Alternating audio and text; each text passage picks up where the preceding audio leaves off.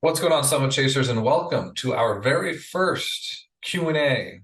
So we got some questions from some of our previous clients, some people in our network, some people that are in our masterminds that they wanted to have us share with all of you and come up with some answers on. Yep, That's all you got? that's all I got for it now. Beautiful. We'll see This what is we our got. first Q&A with Summit Chasers. So Adrina's a little nervous. I am a little bit nervous. I'm gonna push through it though. All right, so we actually got quite a few questions, but we narrowed it down to six. We might get to all six. We'll see how long. I might ramble on with one or two of them. That's fine. All right. So, very first one, what are the most common roadblocks preventing business growth, and how can I overcome them? I kind of wish we didn't start with that one, because that's just a big.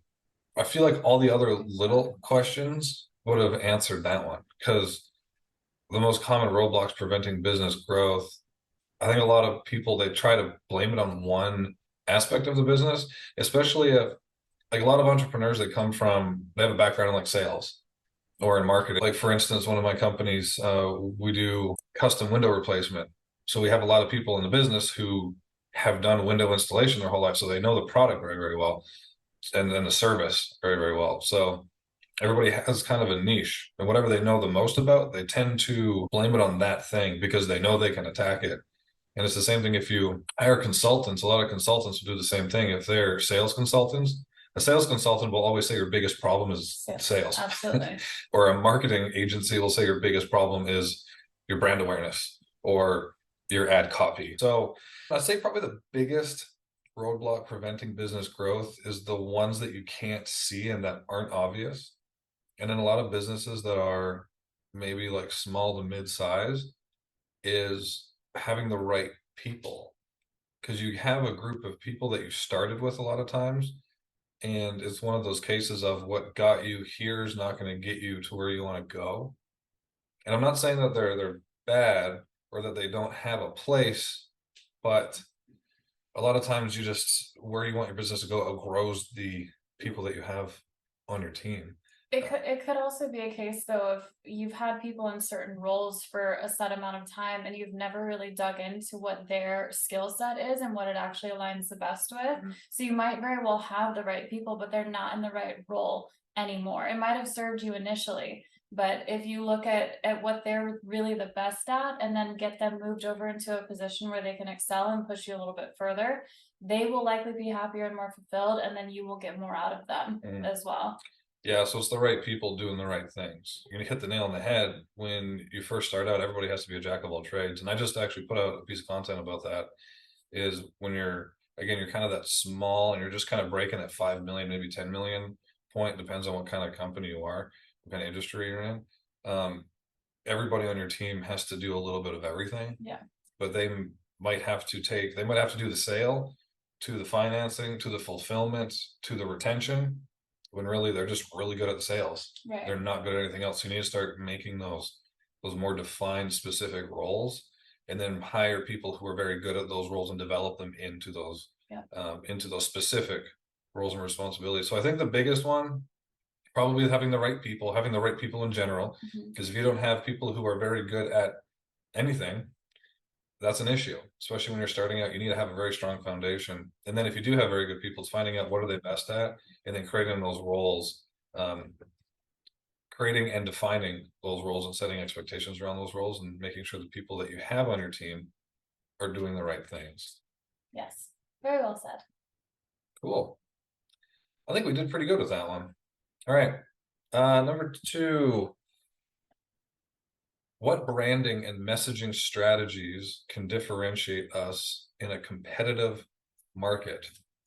I think this is another hot topic. I think with the onset of AI and the technology around a lot of, especially in marketing, pretty soon everybody's going to have access to the same skill set in marketing. Yeah.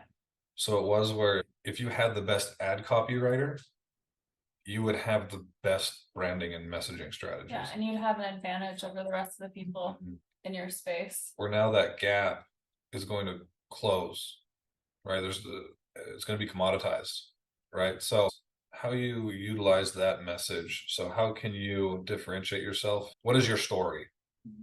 Right? How can you be unique? A lot of businesses, what doesn't matter what industry you're in, if you try to compete with other companies, service to service or product to product, you're not going to differentiate yourself, right? Especially because things are just innovating so fast that it's just going to be so hard to stay ahead consistently. So you have to differentiate yourself with your story and your why. Yeah, so we were just listening to Simon Sinek start with why the other day, and that was exactly what I thought when I read this question is if you can get very, very clear on why your company is doing what it is doing and can convey that in your marketing.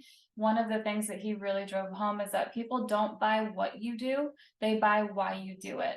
So if you can really get clear on that and find a way to communicate that in an intriguing way, that can also differentiate you in the market that you're in. Yeah, 100%. Yeah, and that has to be in your copy, that has to be in your messaging, that has to be It has to in, be it everywhere. has to be the front lines, Yeah. right? Is why you do it.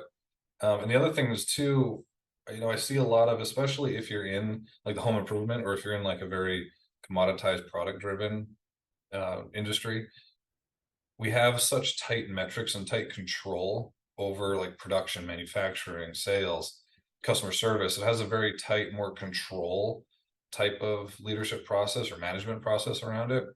Whereas your marketing team, that's a creative department.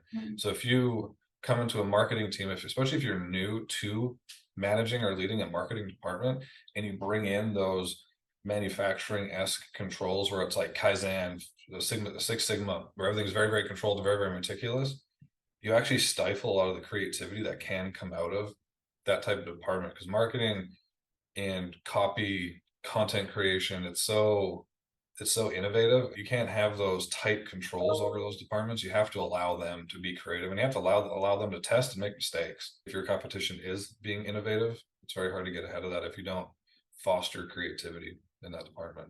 All right, number 3, how can I improve the effectiveness of my sales team and boost revenue?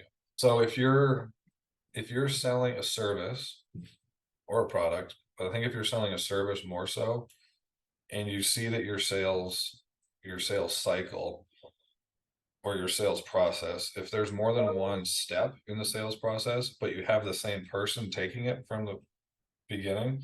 So whether you have somebody who's doing cold calls and they're also doing the setting, and then they're also doing the closing, and then they're also doing the account management, then you'll start to see that kind of like what we were alluding to as far as like defining very specific roles for people based on their strengths. You'll find that they will get so bogged down with account management, so managing current contracts, managing current clients, that they're not focusing on new business development. So that's at the point where you either need to just hire or create a role for that kind of front of funnel sales process. So you have somebody, maybe you bring in setters.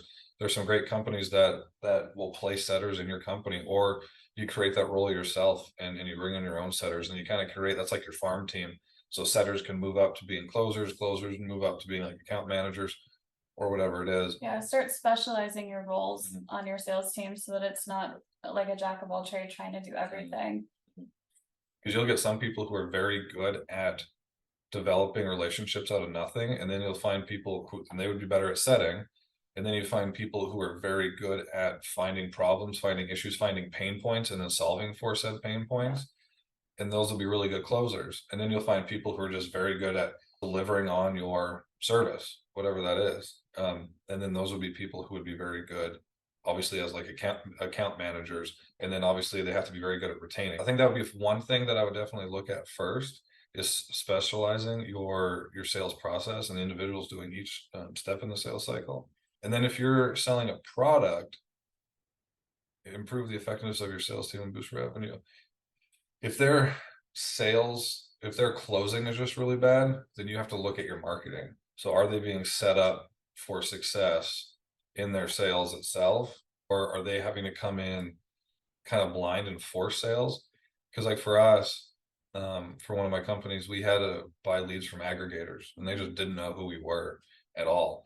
So our setters were hammering the phone, and then our closers would go, they wouldn't have a clue who we were. So there's nothing really to base it off of. And they were having to fight. The sales meetings went really long.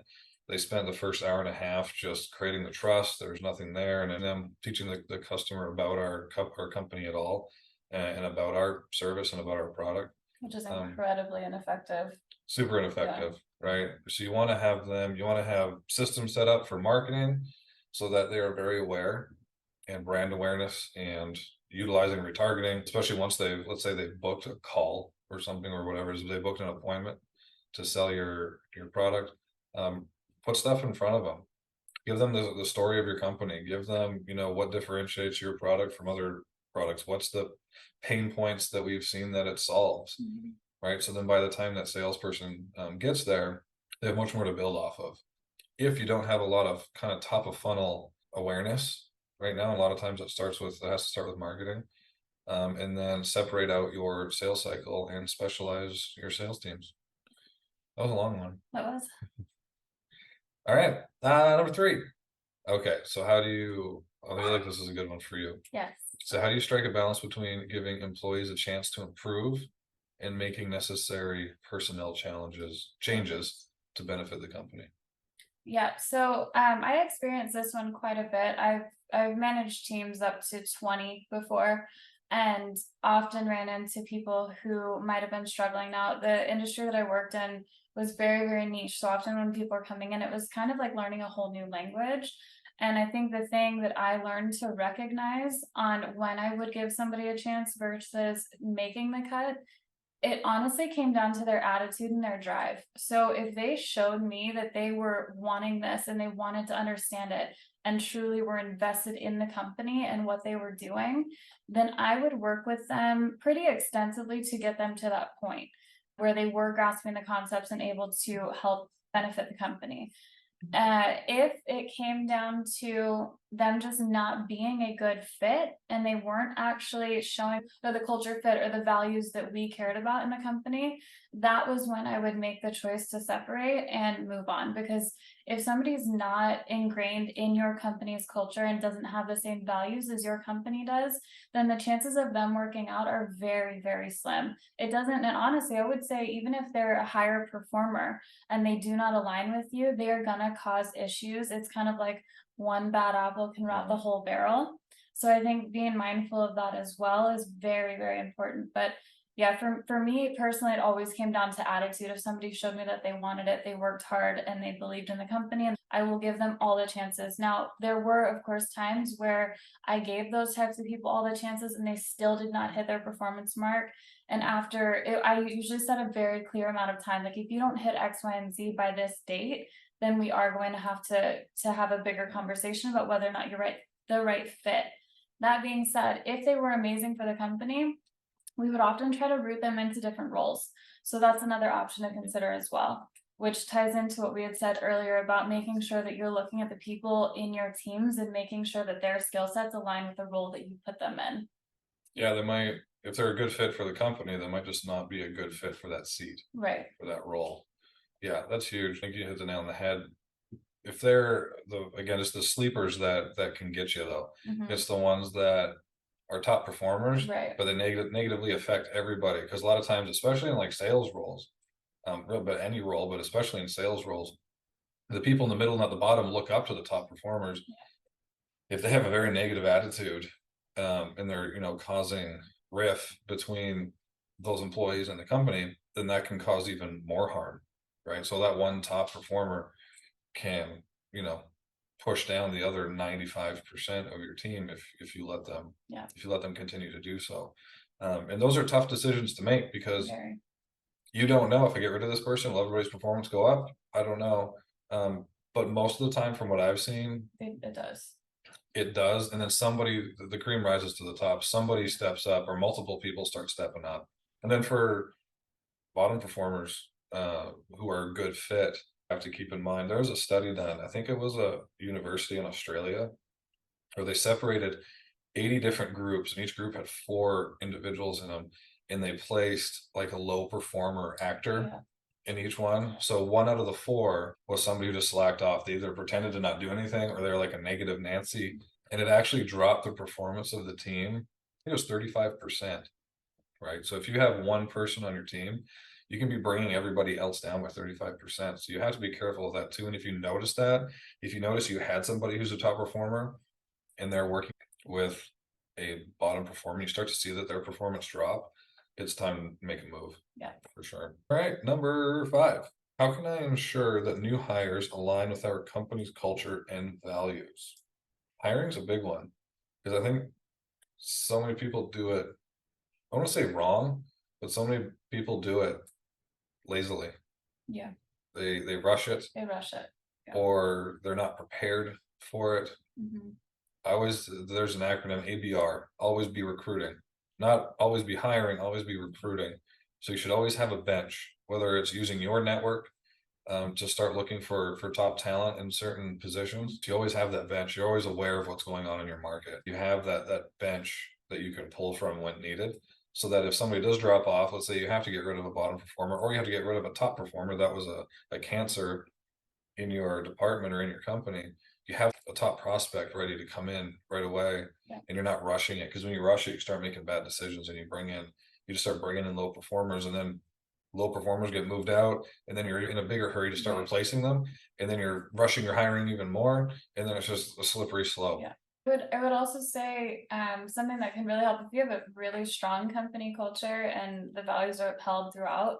You can also rely on the employees that are already on your team to send you in referrals. I think that that's a great way to do it as well, because often they're going to hang out with like-minded people and people who value similar things. So you should be able to get pretty good resources from the people already in your company. Another way to ensure that they align with your values and culture would be to build questions into your interview process that tackle your values and your culture, right? Like you can ask very specific questions to your candidates about specific values that you uphold and see what their take is on it to see if they would be a fit.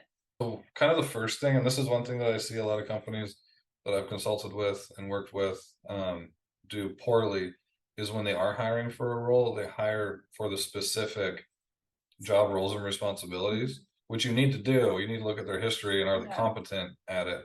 But what you also need to look for is the type of person that would be a good fit for your company. So what you can do is you take somebody on your team who, if you could clone that person, especially their attitude, principles, how they can uphold the core values, and create like a character list for them. So similar to what you would do in marketing for your like ideal avatar for who you're marketing to, you would create an avatar for who your ideal candidate is for that position in your company, and start naming characteristics. And then that you can start to tailor the questions that you're asking in your interview process, and tailoring your interview process to start looking for those types of people in those specific roles.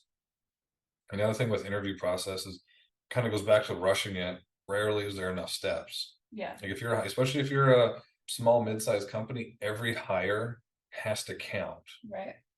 You can't rush it. You can't, again, one bad apple on a team of 20, that can bring everybody's performance down. Mhm. So take your time.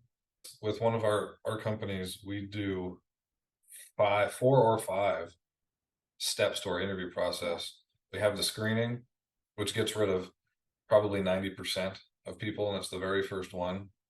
And then we have the top grading, which is a very long interview where we go into their very specific work history and we really challenge them. And then that's where we're kind of asking those specific questions based on the values and characteristics that we want. And then we have the next interview, which is kind of more of like a focus interview, where we really try to test them specifically on the role that they would be gaining in our company.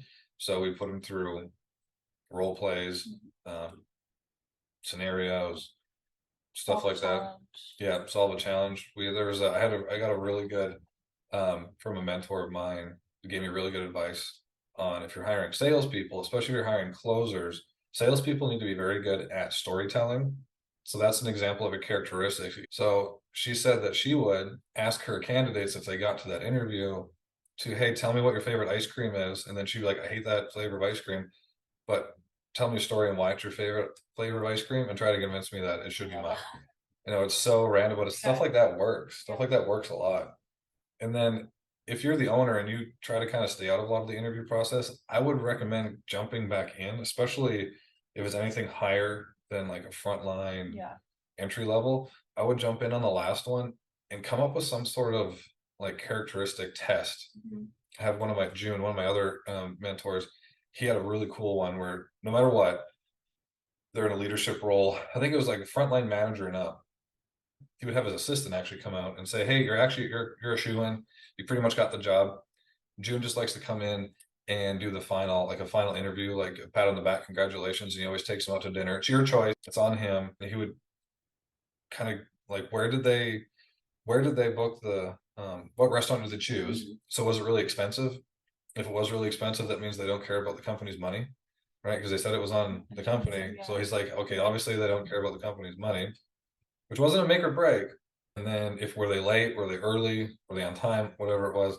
And then there was one if they treated the waiter or waitress nice, Right. like with in used manners, said yes please, thank you, then that was a good sign. If they didn't, it was like a no-go. And the other one was if he caught one of them, especially if it was a guy, staring at like the waitress or staring at like a girl as they walk by, like getting distracted, like you're on.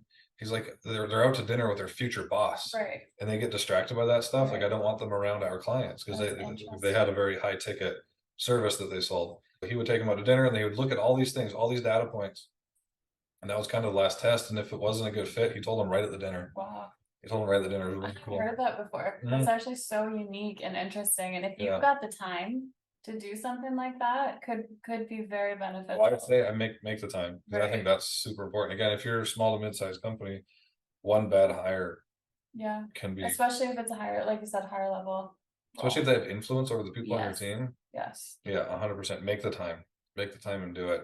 And also adversely, I'm focusing on the negative. If you hire an all-star, I mean that could send Yeah. that could be huge for your company. So definitely make the time to do so. But anyways, that was a long-winded answer for that one. But don't skimp out on the steps in your interview process. Each step should have a specific goal and they should be tailored to find, okay, were they consistent in their work history?